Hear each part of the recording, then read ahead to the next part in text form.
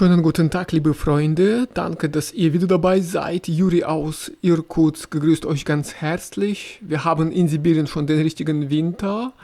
Wir hatten schon die Temperaturen bis minus 30 Grad Celsius. Und an diesen Tagen haben wir auch kältere Temperaturen, etwa bei minus 20 Grad Celsius. Bei dieser Kälte lässt es sich noch draußen gut gehen, wenn man warm angezogen ist. Besonders unangenehm ist es draußen bei minus 30, ja. Bei dieser Kälte will man draußen nicht so lange bleiben, auch wenn man warm angezogen ist. Das Gesicht bekommt sowieso die Kälte zu spüren. Muss ich ehrlich sagen, bei kälteren Temperaturen ist die menschliche Aktivität sehr niedrig und beim Frost will man eher zu Hause bleiben. Man bekommt selten Lust rauszugehen, nur wenn man etwas zum Essen einkaufen will und wenn man nicht jeden Tag zur Arbeit braucht. Der Winter hat erst vor kurzem angefangen, aber wir haben schon kältere Temperaturen. Das ist einerseits vorteilhaft. Der Baikal-See bei uns in der Region Irkutsk kann früher zufrieren und die Touristen können dann gerne kommen, um das klare Eis zu bewundern. Aber andererseits ist es nicht so angenehm. Bei kälteren Temperaturen bleibt man eher zu Hause. Und ja, ehrlich gesagt, ich bin kein großer Fan von Winter. Ja, ich mag den Winter, wenn es draußen schön ist, besonders wenn es nicht kälter als minus 10 Grad ist und es schneit dabei, dann sieht die Gegend sehr schön aus. Solche Tage mag ich besonders, aber meistens haben wir im Durchschnitt so etwa minus 15, minus 20. Das sind so durchschnittliche Temperaturen bei uns in Sibirien. Und man muss immer warme Kleidung anhaben. Das ist ein großer Nachteil des Lebens in Sibirien im Vergleich zu Thailand, wo die Menschen nur dünne Kleidung anhaben. Außerdem dauert der Winter in Sibirien etwa 5 Monate. Das finde ich auch zu lange.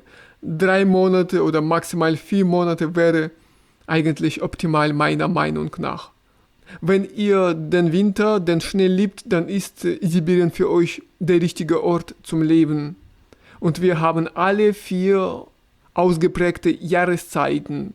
Bei uns kann man den Sommer, den Frühling, den Herbst und den Winter sehr gut erleben. Und für jede Jahreszeit muss man Kleidung kaufen. Wie gesagt, das ist ein großer Nachteil. Es gibt viele Ausgaben für die Kleidung, für jede Jahreszeit, aber ja, nicht jedes Jahr braucht man neue Kleidung zu kaufen. Es reicht, wenn man einmal gekauft und dann reicht das für mehrere Jahre. So ist meine Meinung. Nur die Kinder brauchen öfters neue Kleidung, weil sie wachsen. Aber Erwachsene brauchen nicht jedes Jahr die Kleidung neu zu kaufen. Ich weiß nicht, ob ihr schon mitbekommen habt, aber in Russland wird das Mobilfunk-Internet eingeschränkt oder in manchen Regionen sogar gesperrt. Es geht besonders um die Regionen, um die Grenzgebiete zur Ukraine. Dort wird das Mobilfunk-Internet komplett gesperrt. In anderen Regionen gibt es noch Mobilfunk-Internet oder teilweise eingeschränkt. Bei uns in Irkutsk zum Beispiel gibt es noch das Mobilfunk-Internet, kein Problem damit. Das Festnetz-Internet läuft in Russland immer noch sehr gut. Keine Einschränkung davon. Aber es gibt die Gefahr, im nächsten Jahr 2026 kann auch das Festnetz-Internet eingeschränkt werden. Die russische Aufsichtsbehörde Roskomnadzor hat das Recht bekommen, sogar das Festnetz-Internet einzuschränken. Wenn die Gefahr besteht, dass der Westen sozusagen die Wahlen beeinflussen will. Das ist natürlich eine Ausrede, aber ab dem 1. März 2026 darf die Aufsichtsbehörde das Festnetz-Internet auch blockieren, sperren. Das ist eine große Gefahr für Geschäfte, für die Leute, die im Internet Geld verdienen.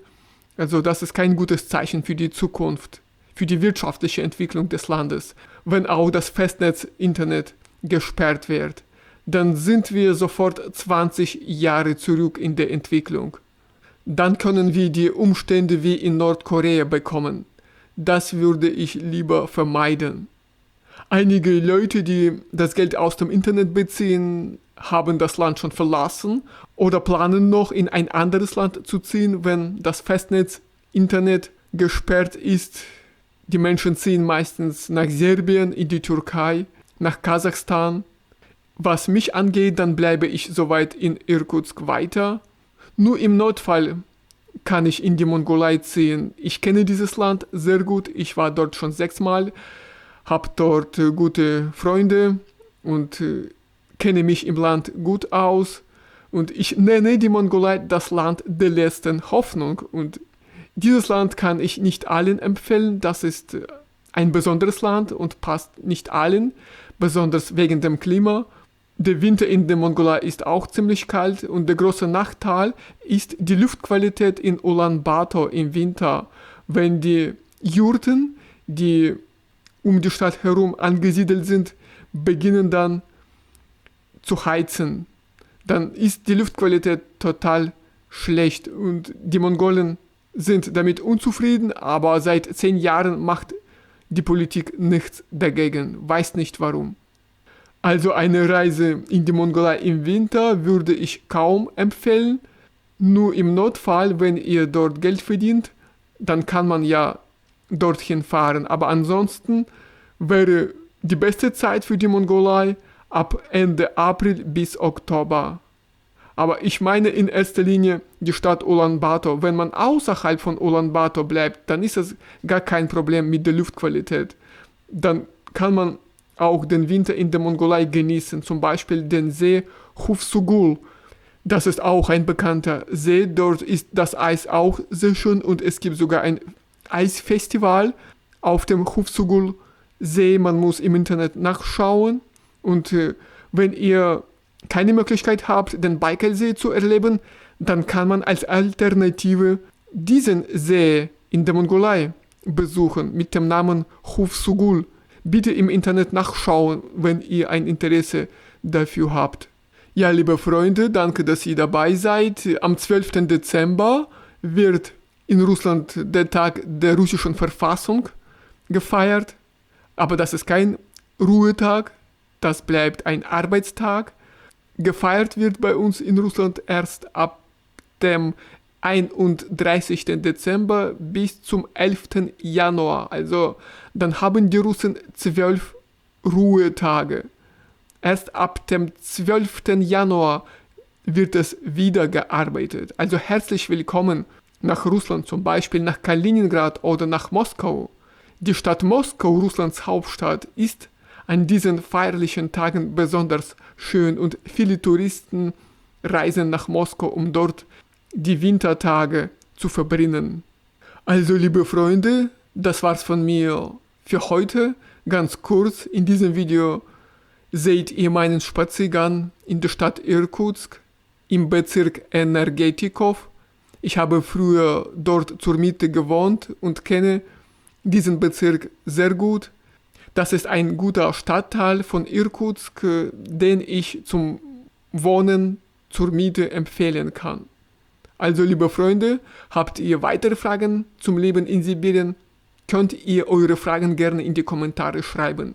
Ich beantworte sie ganz gerne. Ich wünsche euch alles Gute im Alltag und viel Erfolg bei der Arbeit. Wir sehen uns bald in meinen neuen Videos wieder. Bis dann. Tschüss.